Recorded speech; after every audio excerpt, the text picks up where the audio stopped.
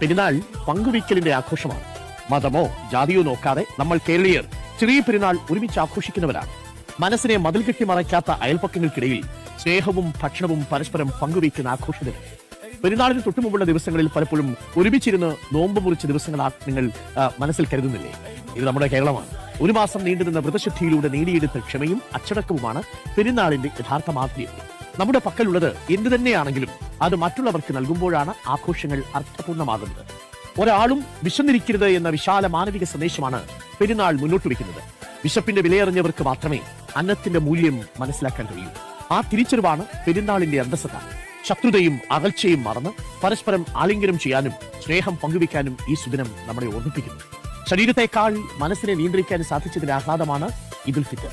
പണക്കാരനെന്നോ പാവപ്പെട്ടവനെന്നോ വ്യത്യാസമില്ലാതെ, നോമ്പ് നോൽക്കുന്നവരെന്നോ നോമ്പ് നോൽക്കാത്തവരെന്നോ വ്യത്യാസമില്ലാതെ എല്ലാവരും ഒരുപോലെ സന്തോഷിക്കുന്നത്